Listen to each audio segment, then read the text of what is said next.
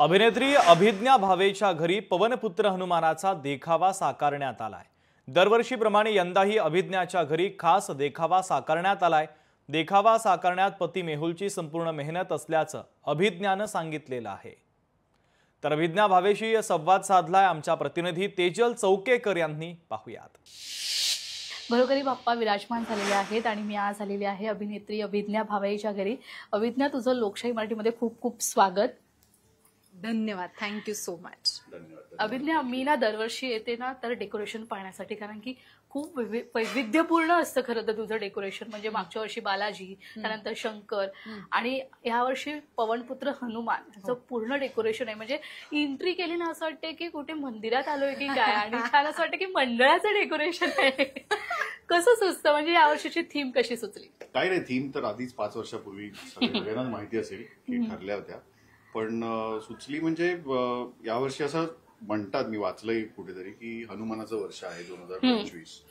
त्यामुळे यावर्षी असं ठरवलं की हनुमानाचं आपण हनुमानाची सेवा करूया, गणपतीची सेवा करूया त्या निमित्ताने। त्याच्यामुळे आम्ही हनुमानाची म्हणजे आम्ही विचार केला, पण आम्हाला असं होतं की हनुमान म्हणल्यावर आपण काय उभं करायचं, तर आम्ही एक पौराणिक मंदिर कुठे एक्झिस्ट करत नाही, हे टोटली काल्पनिक आहे। आमचा हा अनुभव आहे की प्रत्येक वर्षी इतकी देखणी, म्हणजे एकाहून एक अशी तू मूर्त्या करत असतो, आणि म्हणजे आम्ही जेव्हा मेहनत बघतो ना त्याच्या मागची, ती कमालीची आहे यार। मी सगळ्यांसाठी फक्त तेवढेच मागणार, कारण पैसा येईल, फेम येईल, आपले छान नाती येतील, घर छान येईल, सगळं येणार, पण आरोग्य असेल तरच येणार। सर सलामत तो पगडी 50।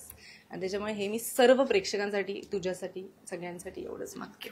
खरं आम्हाला तुमच्याकडे दरवर्षी यायचंय, छान नवीन नवीन देखावे पाहायचेत, आणि वेळात वेळ काढून मला वेळ दिला त्यासाठी खूप खूप धन्यवाद। Thank you so much. Ganpati Bappa Morya.